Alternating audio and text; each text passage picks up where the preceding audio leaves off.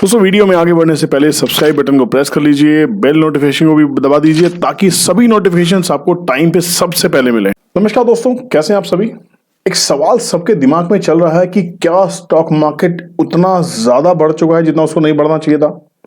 क्या stock market ऐसे zone में आ गया है जहां एक बहुत जबरदस्त सप्लाई का सामना उसे करना पड़ सकता है। क्या स्टॉक मार्केट गिरने वाला है, क्या स्टॉक मार्केट क्रैश होगा 2008 की तरह से, या जैसा स्टॉक मार्केट क्रैश हुआ था मार्च में इस साल 2020 में, क्या वैसा क्रैश दोबारा से दिखाई दे रहा है। दोस्तों इस वीडियो को पूरा अंत तक जरूर देखिएगा क्योंकि इस वीडियो में आपके उस हर सवाल का जवाब मिलेगा जो लोग ये ढूंढने की कोशिश कर रहे हैं, गूगल कर रहे हैं, लोगों से पूछ रहे हैं, अपने पड़ोसी से पूछ रहे हैं, दोस्तों से पूछ रहे हैं, फाइनेंशियल एडवाइजर से पूछ रहे हैं, बट फिर भी जवाब नहीं मिल पा रहा कि क्या वाकई मार्केट गिरने वाला है।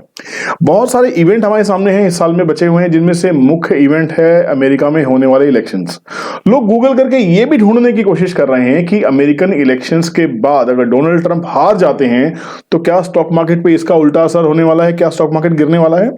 स्टॉक मार्केट के अगर आप इतिहास को देखने की कोशिश करेंगे तो स्टॉक मार्केट हमेशा किसी इवेंट के एक एक्शन और रिएक्शन का हिस्सा आपके सामने बन जाता है।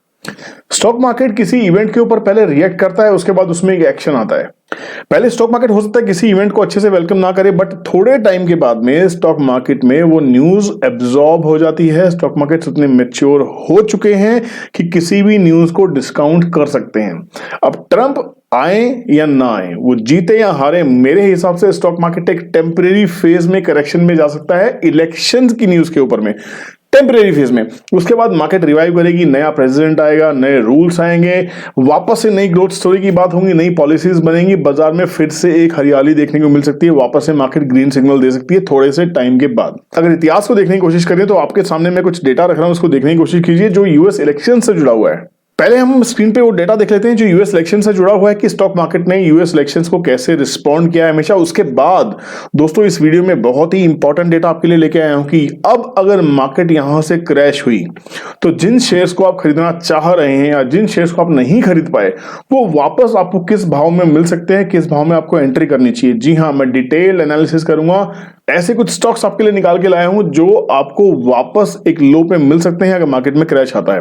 मार्केट में क्रैश क्यों आएगा वो भी इस वीडियो में देखने की कोशिश करेंगे, मार्केट क्यों गिर सकता है वो भी इस वीडियो में देखने की कोशिश करेंगे, मार्केट के बढ़ने के चांसेस हैं या नहीं, ऐसे कौन से फंडामेंटल्स हैं, ऐसे कौन से पैरामीटर्स हैं जिसके बेसिस पे मैं कह रहा हूं या मार्केट के एक्सपर्ट कह रहे हैं कि मार्केट में फिर से क्रैश आने वाला है।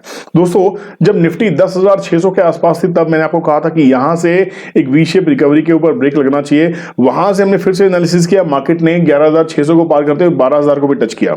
हम उस समय निफ्टी की पी 29 के आसपास की हो रही थी, अब निफ्टी की पी 34 के आसपास चली गई है।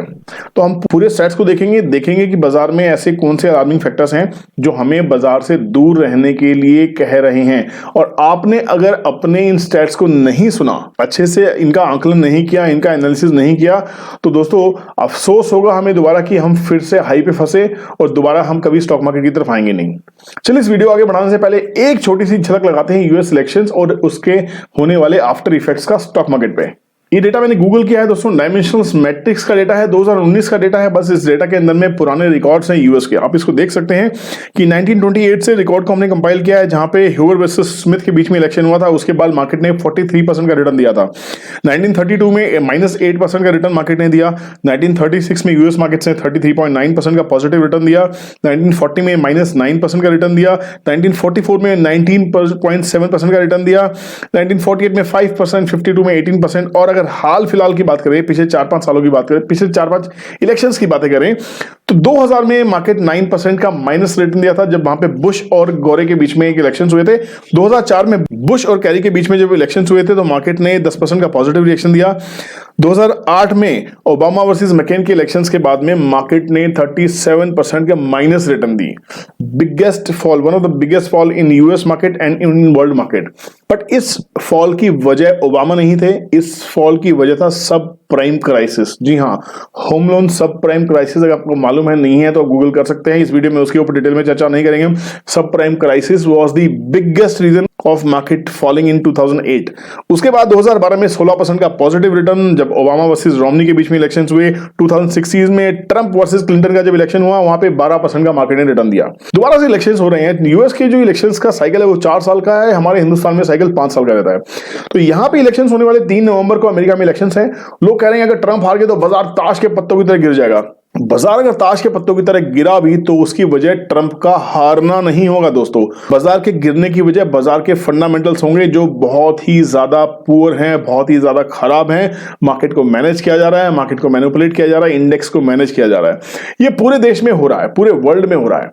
चलिए समझने की कोशिश करते हैं ये हुआ क्यों है। दोस्तों हुआ क्या, जब कोविड-19 का पेंडेमिक का अटैक हुआ पूरे वर्ल्ड में, तो पूरा देश क्या पूरे वर्ल्ड की स्टॉक मार्केट्स 40% 45% तक गिर गई, ताश के पत्तों की तरह गिरी, रातों रात गिरी, बहुत बुरी तरीके से गिरी, लोगों को संभलने का कोई मौका नहीं मिला। उसी समय मार्च के बाद में बाजार ने एक वी शेप रिकवरी दी, एकदम वी शेप, ऐसी रिकवरी भी कभी देखने को नहीं मिली।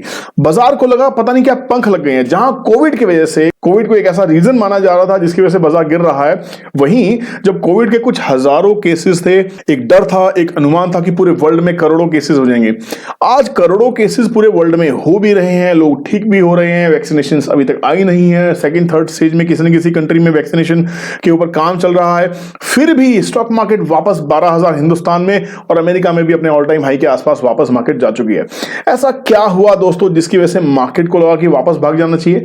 मार्केट में खरीदने वाले कौन लोग थे दोस्तों? ये वो 5% लोग हैं इकोनॉमी के पूरे वर्ल्ड के जो पूरे मार्केट को मैनिपुलेट करते हैं, मैनेज करते हैं। हर कंट्री ने दबा के नोट प्रिंटिंग की है, खासकर अमेरिका ने इतना डॉलर प्रिंट किया, इतना प्रिंटिंग किया है। दोस्तों एक्सपर्ट्स का यह भी कहना है कि जो एक्स्ट्रा मनी प्रिंट हुआ है उससे मार्केट में लिक्विडिटी को मेंटेन किया गया है और मार्केट को एक रॉकेट की तरह भगा दिया गया है। ऐसा कोई लॉजिक नहीं दिखाई देता जहां पूरी फैक्ट्री, इंडस्ट्री, मैन्युफैक्चरिंग, एम्प्लॉयमेंट सब धरातल पे आ गया हो, सब कुछ जीरो लेवल पे आ गया। लोगों को अभी तक अपनी नौकरियां नहीं मिली हैं, फैक्ट्रीज में काम स्टार्ट नहीं हुआ है। जो वर्कफोर्स है 1/4 या 1/3 वर्कफोर्स से फैक्ट्रीज काम कर रही है, इंडस्ट्रीज ठप पड़ी हुई है। जीडीपी की डेटा अभी हाल फिलहाल हमने देखे -23% तक जीडीपी गिर गई। ऐसा होने के बावजूद भी स्टॉक मार्केट 12,000, क्या मजाक है? सभी फंडामेंटल्स फेल हो गए, सभी टेक्निकल्स फेल हो गए। ऐसा क्यों हुआ दोस्तों? ये हुआ अंधाधुंध जो बाइंग की इन 5% लोगों ने, जिन्होंने मार्केट को मैनिपुलेट किया। पूरा एक्स्ट्रा पैसा इसमें डाला गया। देखिए स्टॉक मार्केट को मैं क्या समझता हूं, स्टॉक मार्केट एक ऐसा पूल है, एक ऐसी जगह है जहां से बड़े बड़े जो इन्वेस्टर्स हैं, जो स्मार्ट मनी है, जो पैसे का गेम जानते हैं, जिसको आप फेड कह सकते हैं, यूएस कह सकते हैं, कोई भी कंट्री कह सकते हैं दोस्तों, ये सब के सब स्टॉक मार्केट से पैसा बनाते हैं। मार्केट में पैसा पंप किया जाता है, वो हेज फंड के थ्रू आए, वो म्यूचुअल फंड्स के थ्रू आए, या किसी इन्वेस्टर के थ्रू आए, या स्मार्ट मनी के थ्रू आए, एफआईआईज के थ्रू आए, एफपीआईज के थ्रू आए, एफडीआईज के थ्रू आए, जैसे मर्जी आए, बाजार में पैसा जरूर आता है दोस्तों। बाजार में पैसा आने के नाम बदल सकते हैं बट काम उसका एक ही होता है, स्टॉक मार्केट को मेंटेन करना। अगर कोविड के करोड़ों केसेस की हम एक्सपेक्टेशंस कर रहे थे और वो आज हो भी गई है, तो मार्केट को नया लो लगा देना चाहिए था। मार्केट को कहीं 3,000, 4,000, 5,000 आ जाना चाहिए था। मार्केट वापस 12,000 हो गई। चलिए अगले फैक्टर को देखते हैं, निफ्टी की पी। दोस्तों बाजार में, हिंदुस्तानी बाजार में निफ्टी की पी इस टाइम 34 से ऊपर चल रही है। 34 से ऊपर, सोचेंगे अलार्मिंग, लाइफ टाइम हाई। मतलब ये इतना अलार्मिंग फिगर है अभी तक के बाजार का कि मतलब समझ नहीं आता कि लोग इसमें बाइंग कर क्यों रहे हैं। पी से पता क्या लगता है? पी से पता लगता है कि मार्केट कितनी महंगी है। जी हां, मार्केट्स बहुत कॉस्टली हैं। अब ये कॉस्टली मार्केट बनाई किसने है? चुनिंदा शेयर्स ने। दोस्तों अगर चैनल को सब्सक्राइब नहीं किया, सब्सक्राइब कर लीजिए, बेल नोटिफिकेशन को अभी प्रेस कर लीजिए, क्योंकि बहुत ही इंफॉर्मेटिव वीडियो होने वाला है और ऐसी इंफॉर्मेशन आपको आगे भी लेके आने वाला हूं। प्लीज वीडियो को छोड़ के कहीं मत जाइएगा, क्योंकि ये इंफॉर्मेशन कहीं नहीं मिलने वाली है आपको। समझते हैं कि ये डेटा क्या कहता है, डेटा हमें क्या सुबुगाट दे रहा है, डेटा हमें क्या समझाने की कोशिश कर रहा है, क्या बाजार में बने रहना चाहिए या नहीं रहना चाहिए। इस वीडियो के अंत तक आप खुद समझ जाएंगे। पी 34 है। यूएस की पी कितनी है? अगर हम S&P 500 की बात करें तो यूएस की पी भी 31 के आसपास चल रही है, वो भी अपने हाई पे चल रही है। मतलब मार्केट बहुत हाई है, वैल्यूएशंस फेल हो गई हैं, फंडामेंटल्स फेल हो गए हैं, मार्केट्स बहुत एक्सपेंसिव हो गई हैं। अब यहां पे चुनिंदा शेयर्स हैं जिन्होंने इंडेक्स को मैनेज किया, जिसकी वजह से इंडेक्स को भगाया गया। यहां पे जितने भी लो पी पे मिलने वाले हाई अंडर वैल्यूड स्टॉक्स हैं, बहुत ही शानदार स्टॉक्स, हर कंट्री की बात कर रहा हूं मैं। अगर हम हिंदुस्तान की बात करें तो एनटीपीसी, गेल, कोल इंडिया या और भी बहुत सारी कंपनीज हैं जो लो पी पे मिल रही हैं, फंडामेंटल बहुत स्ट्रॉन्ग है, पावर ग्रिड की बात कीजिए या और भी बहुत सारे स्टॉक्स नहीं चल रहे हैं। मतलब ये कुछ ऐसे फैक्टर्स हो जाते हैं जो हमें ये कहते हैं भाई अगर अच्छी कंपनीज, अच्छे फंडामेंटल्स की कंपनीज, अच्छे कस्टमर बेस की कंपनीज अगर नहीं चल रही हैं, बाजार 12,000 हो गया, तो आपको कोई खतरे की घंटी दिखाई देती है? जी हां, दिखाई देती है। अगर हम बात करें दिग्गज company Reliance industries, HDFC bank, ये तो अपने लाइफ टाइम लो से एकदम से भाग के रॉकेट हो गए। ऐसा क्या हुआ रिलायंस इंडस्ट्रीज को पैसा मिलता चला गया, सारे डेट खत्म हो गए? चलिए मान लेते हैं रिलायंस इंडस्ट्रीज मेरा भी फेवरेट शेयर, आपका भी फेवरेट शेयर रहा होगा। यहां पे रिलायंस ने एकदम माइंड ब्लोइंग रिटर्न्स दिए, माइंड ब्लोइंग रिटर्न्स। क्या अब रिलायंस करेक्ट नहीं होगा या यहीं से 4,000, 5,000, 6,000 हो जाएगा? दोस्तों एक समझने वाली बात है, बाजार 12,000 पे खड़ा है, ऊपर में जाने को 12,400, 12,700, ये मुझे समझ में आता है, इससे ऊपर बाजार अभी नहीं जाता दिखाई देता। अगर 12,400 या 700 किसी वजह से बाजार इलेक्शन से पहले हो भी गया तो दोस्तों ताश के पत्ते की तरह बाजार गिरेगा। दुनिया के जो दिग्गज इन्वेस्टर्स हैं जिनका मैं नाम आपकी स्क्रीन पे लाने वाला हूं, जिनमें सबसे पहला नाम है वॉरेन बफेट। दुनिया के सबसे बड़े इन्वेस्टर, दुनिया जानती है वॉरेन बफेट का नाम लेके उनकी कसम खा के लोग इन्वेस्टमेंट की शुरुआत करते हैं। 120 बिलियन से बढ़ के इनका जो कैश सरप्लस है वो 120 बिलियन से बढ़ के 150 बिलियन के आसपास हो गया। मतलब 20% से ज्यादा का उन्होंने कैश बढ़ा लिया। मतलब he is selling since March 2020, selling. लोगों को लग रहा है कि इंडेक्स बहुत तेज हो गए, बट वॉरेन बफेट हमेशा माल बेचते आए हैं, अभी तक बेच रहे हैं। 2020 की बात कर रहे हैं दोस्तों। 4 और मुख्य निवेशक हैं अमेरिकन मार्केट्स के, जिसमें रे डैलियो, मार्क क्यूबन, माइकल बरी एंड बिल अपमैन। दोस्तों ये पांचों निवेशक अपना माल बेच रहे हैं, कैश इकट्ठा कर रहे हैं, और ये इन लोगों का कहना ये है कि मार्केट के फंडामेंटल्स बिल्कुल भी सपोर्ट नहीं कर रहे हैं, मार्केट की वैल्यूएशंस बिल्कुल भी सपोर्ट नहीं कर रही है, ये ब्लफ है और बाजार में बबल बहुत ही गंदा फूटने वाला है। उनका तो कहना ये भी है कि मार्केट लगाने वाले 10 सालों के लिए एक ठंडे बस्ते में जा सकती है, 10 सालों के लिए बाजार मंदी में जा सकती है। एक बियर फेज 10 साल तक का हो सकता है, एक डेकेड का बियर फेज हो सकता है। दोस्तों मैं हर बात से वाकिफ नहीं करता हूं, बट हाँ बड़े निवेशक, स्मार्ट निवेशक जो अरबों खरबों रुपए की संपत्ति स्टॉक मार्केट से बना चुके हैं, अगर वो माल बेच रहे हैं तो हमें भी बैकफुट पे रहना चाहिए। हमें भी सोचना चाहिए कि हम पूरा पैसा यहां पे ना लगाएं, हमें एक अच्छे खासे फॉल की उम्मीद में बैठना चाहिए, क्योंकि बिल्कुल भी कोई भी ऐसा फैक्टर नहीं है जिसकी वजह से मार्केट को सपोर्ट करें। पी के महंगा हो जाने से मैं खाली ये नहीं कहूंगा कि बाजार बहुत महंगा हो गया माल बेच के निकल जाओ। पी आज 10 की है, कल 40 की हुई, कल 100 की पी भी हो सकती है, बट पी को हम इग्नोर नहीं कर सकते। हम कोविड-19 को इग्नोर नहीं कर सकते, जिसकी वजह से पूरा पैंडेमिक हुआ, जिसकी वजह से पूरा मार्केट फॉल हुआ। हम इन एक्सपर्ट्स की राय को इग्नोर नहीं कर सकते हैं जो मार्केट में माल बेच रहे हैं, आप गूगल करके पता कर सकते हैं, और हमें थोड़ा सा समझ जाना चाहिए। दोस्तों वीडियो के अगले हिस्से में हम बात करने वाले हैं ऐसे शेयर्स की जो मार्च के बाद से बहुत ही जबरदस्त रिटर्न दे चुके हैं, और उनमें एक अगर छोटा सा फॉल भी आया तो वो कहां तक आ सकते हैं, कहां उनकी फेयर वैल्यू प्राइस हो सकती है। चलिए वो देखने की कोशिश करते हैं। दोस्तों ये वीडियो लंबा ना हो जाए इसलिए इस वीडियो को 2 पार्ट में पोस्ट करेंगे। अगले पार्ट में हम देखने वाले हैं उस एक्सेल शीट को जिसमें मैंने आपके सभी निफ्टी 50 के स्टॉक्स का एनालिसिस किया है, जहां पे हमें एक्सपेक्टेशन है कि बाजार में एक पर्टिकुलर अगर फॉल आया तो आपको वापस से स्टॉक कहां मिल सकते हैं। अगर आपको लग रहा है आपके हाथ से स्टॉक्स छूट गए हैं तो नहीं छूटेंगे दोस्तों, मेरा प्रॉमिस है आपको फिर से एक अच्छा अट्रैक्टिव प्राइस मिल सकता है।